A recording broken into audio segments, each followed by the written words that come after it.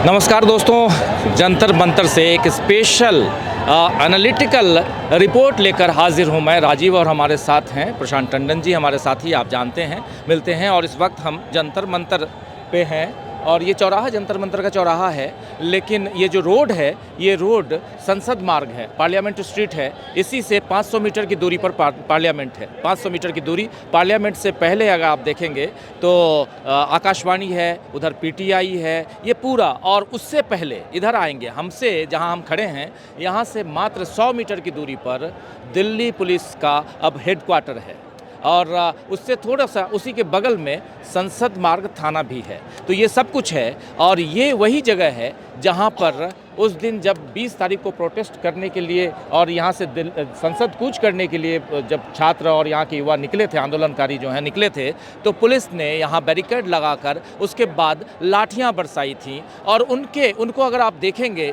कि किसी को पैर में चोट है, किसी का हाथ में चोट है, किसी के सिर फुट गए, ये सब कुछ है। और लगातार आप हमारे चैनल के ज़रिए देख ही रहे हैं यहाँ इस आंदोलन में जो कुछ हो रहा है। पहले दिन से 6 तारीख को पहला आंदोलन हुआ, उसके बाद फिर एक कॉल दिया गया, और उसके बाद ये 4 सप्ताह से ज़्यादा का समय बीत चुका है, यानी 1 महीने से ज़्यादा का समय बीत चुका है। और इस बीच जो कुछ हुआ है उसमें आज तक एक सोनम वांगचुक जो हैं वो हैं अभी भी आमरण अनशन पर, यानी हंगर स्ट्राइक या भूख हड़ताल कह लें, अनिश्चितकालीन उस पर। हालांकि अभी वो मेदांता हॉस्पिटल में हैं, इससे पहले इनको सफ़ेद चादर में लपेट के ले जाया गया था। ये सारी चीज़ें आप जानते हैं, जस्ट रिकॉल करवा रहा हूँ।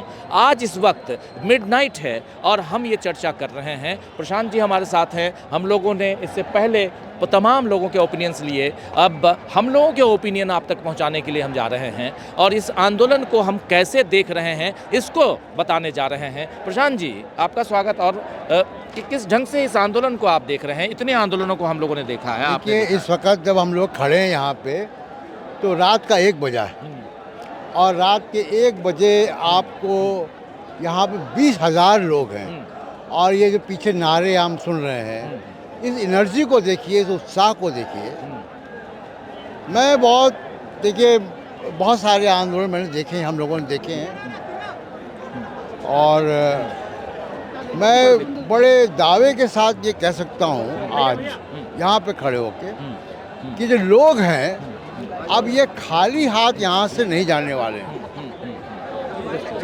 पीछे से चले जाइए, पीछे से तो हाँ, तो ये लोग, अब ये जो भी कुछ भी हो रहा है सब गलत हो रहा है। हाँ, ये अपने बच्चे अपने समर्थन के लिए खड़े, इनकी सुनवाई की जाए। हाँ, ठीक,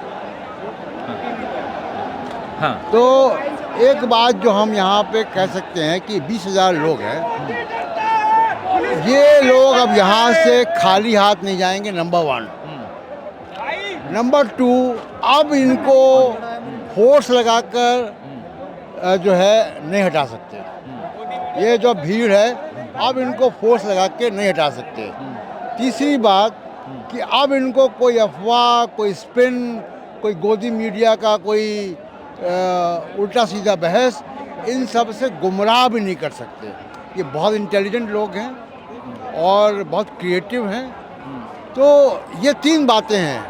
एक, ये खाली हाथ नहीं जाने वाले। दूसरा, अब इनको हटाना यहाँ से बहुत मुश्किल है, मैं कहूँगा कि असंभव है।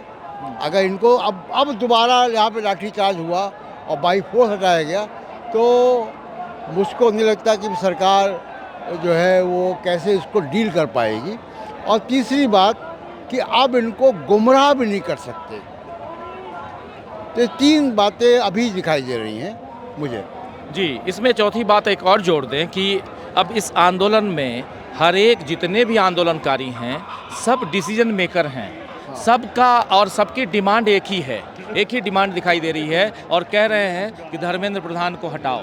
इनकी पहली डिमांड है। दूसरी देखिए कि यहाँ पर जो माताएं अपनी बेटियों को लेके आई हैं, या जो एक बाप अपनी 3 साल की बेटी को कंधे पर लेकर और वो यहाँ इस आंदोलन को दिखा रहा है, इन सब को देखिए। तो वो बच्चा 3 साल का, कोई बेटी 3 साल की है, जन्नत नाम, और कोई जोया जो 9 साल की है, इन सब को देखिए। ये सब जिस ढंग से यहाँ आ रहे हैं, कोई आगरा से आ रहा है, मथुरा से आ रहा है, कोई यहाँ से है, अलग अलग शहरों से आ रहा है, इन सब को आप देखिए। माफ़ी चाहूँगा। तो सब भविष्य देख रहे हैं। सबसे बड़ी चीज़ है कि अगर पेरेंट्स हैं तो अपने बच्चों का भविष्य देख रहे हैं, बच्चे हैं तो वो खुद का भविष्य देख रहे हैं और ये अपने भविष्य की चिंता में यहाँ आए हुए हैं, ये साफ दिखाई दे रहा है। और इसीलिए जब आप भविष्य की चिंता में आ जाते हैं प्रशांत जी, तो आप अपना डिसीजन खुद करने लगते हैं और ये वो डिसीजन करते हुए ये दिखाई दे रहे हैं। ये सबसे बड़ी बात है यहाँ पे। देखिए, आंदोलन क्यों ज़रूरी है, धर्मेंद्र प्रधान का इस्तीफा तो एक बात है, लेकिन आंदोलन करता क्या है। हम लोगों ने अपने घरों में अपने दादा दादी से सुना फ्रीडम स्ट्रगल के आंदोलन के बारे में, और फ्रीडम स्ट्रगल का जो आंदोलन था वो तमाम सारी वैल्यूज़ को जनरेट किया, उसने एक आइडियलिज्म को जनरेट किया और वो चली कई साल तक, कई दशक चली, हम लोगों के बचपन तक चली वो। उसके बाद वो उसमें करप्शन आने लगा। ये जो आंदोलन होते हैं ये तमाम तरीके के संस्कार वैल्यूज़ जनरेट करते हैं, और आप देखिए कि इस आंदोलन में आपको दिखाई देगा कि लड़कियां आ रही हैं, एक माँ आ रही है अपनी बेटियों को लेकर आ रही रात के 12 बजे और उसको डर नहीं है।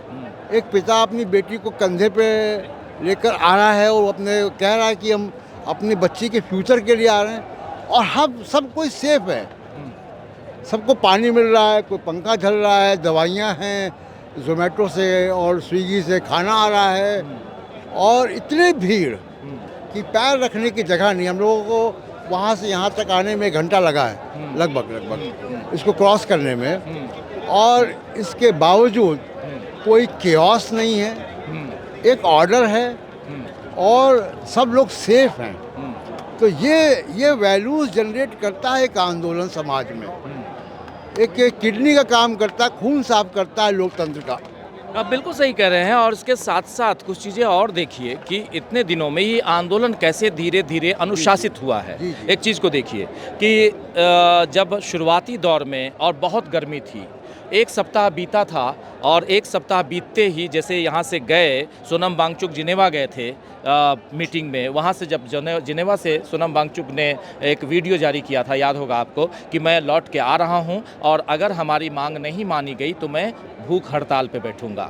भूख हड़ताल पे बैठने की वो घोषणा करते हैं। शनिवार को आते हैं, मतलब first Saturday, very next Saturday आते हैं और वो बैठते हैं, और उसके बाद वो साफ उनके साथ साथ नेहा बोरा बैठती हैं, उनके 5 साथी बैठते हैं, और हालांकि अंत तक 3 साथी उनके साथ रहे, मतलब ये तीनों रहे।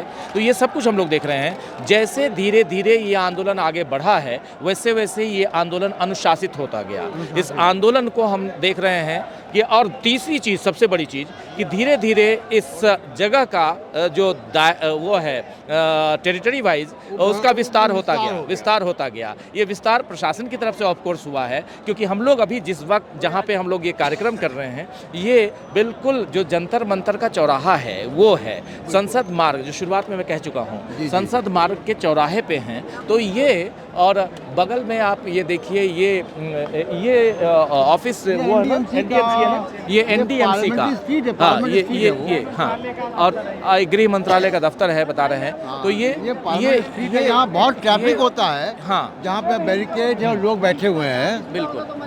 बिल्कुल।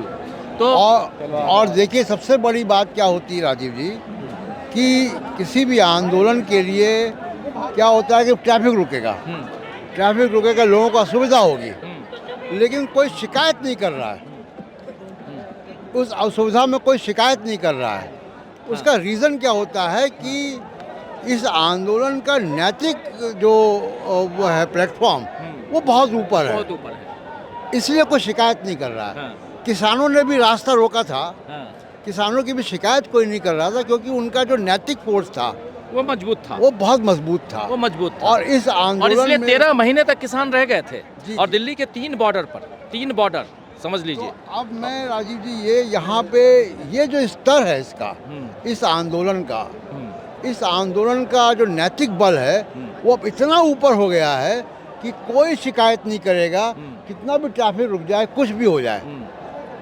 ये इम्पोर्टेंट बात है। नैतिक बल इन लोगों के जरिए, ये सब देख लीजिए, इन लोगों के जरिए है। और इस साइड बिल्कुल ये चारों तरफ, और इतने ही लोग दिल्ली की सड़कों पे हैं जिनको यहाँ आने से रोका जा रहा है। तो जितनी देर नरेंद्र मोदी धर्मेंद्र प्रधान के फैसले को लेकर कर रहे हैं, और कोई बैकडोर जोड़ तोड़ की कोशिश कर रहे हैं, कोई गोदी मीडिया से नैरेटिव बढ़वा देंगे, कोई अखबारों में कुछ छपवा देंगे, कुछ फ़र्क नहीं पड़ने जा रहा।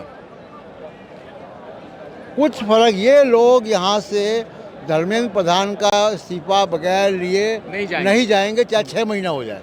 बिल्कुल बिल्कुल, आप सही कह रहे हैं और ये साफ दिखता है, जो आप बात, जो ओपिनियन आपका है, ये बिल्कुल सही है कि भले यहाँ 6 महीने क्या साल भर, अगर किसान 13 महीने रह सकते हैं तो यहाँ युवाओं में, और ये स्वतः स्फूर्त आए हुए हैं, ये वो किसान एक पूरा का पूरा एक कम्युनिटी के हिसाब से आए थे, यहाँ पर ये सब नहीं है। और यहाँ देख लीजिए कि चारों तरफ से अब इनके सहयोग के लिए भी, जैसे जोमेटो और आप स्विगी की बात कर रहे थे, कहाँ से अब वहाँ देख रहे थे हम लोग कि जोमेटो वाले आके वहाँ पर किसी के शहरों से अलग अलग से कोई ऑर्डर कर रहा है यहाँ पे। हाँ बिल्कुल, यानी सबकी यहाँ सेवा हो, चिंता आपने देखा हुआ बताइए आप। बिल्कुल, तो वो चिंता है कि यहाँ पे जो आया है उसका पेट भरा रहे, उसको पानी की सुविधा हो, खाने की सुविधा हो, ये सारी चीज़ें अगर सुविधाएं अगर उपलब्ध हैं, आंदोलन उससे मजबूत होता है और ये आंदोलन की एक खूबसूरती भी है। जोमेटो स्विगी वाले आते हैं वहाँ पे गेट पे, जो बैरिकेड पहला लगा हुआ है, और वो किसी को भी दे देते हैं खाना। और किसी ने भेजा है मुंबई से,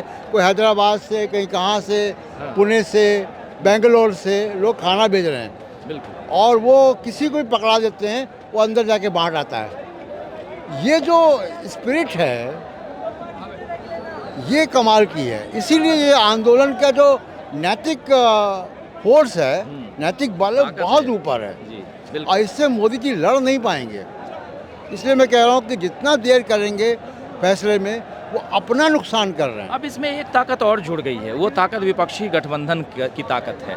और ये अभी तक इस आंदोलन में ये दिखाई देता था कि ये आंदोलन युवाओं का आंदोलन है, एक सिविल सोसाइटी का आंदोलन है, एक बैनर है, सीजेपी का बैनर है, लेकिन अब उस बैनर के साथ साथ ये भी दिखाई दे रहा है कि यहाँ पे अब विपक्षी दलों का एक उसकी ताकत जो है वो संसदीय विपक्ष है हमारा। हाँ, संसद का जो विपक्ष है उसकी ताकत भी दिखाई दे रही है। जैसे राहुल गांधी का प्रधानमंत्री के यहाँ चले जाना, मतलब उनके दरवाजे पे जाके धरना प्रदर्शन करना कांग्रेस पार्टी की तरफ से, उसमें अखिलेश यादव का, सुप्रिया सुले का आना, उसके बाद आज इन लोगों का गांधी स्मृति चले जाना और वहाँ पर गांधी स्मृति संस्थान और वहाँ पर जाकर उन बच्चों के लिए वो प्रार्थना करना जो आज जान दे चुके हैं अपने इसी पेपर लीक के कारण। ये एक मैसेज देता है नैतिक बल को, यहाँ के जो आंदोलनकारी हैं इनके नैतिक बल को और बढ़ाता है जी। और सबसे बड़ी बात क्या है, क्योंकि वो संसदीय विपक्ष है, वो पार्लियामेंट में बैठे हुए हैं,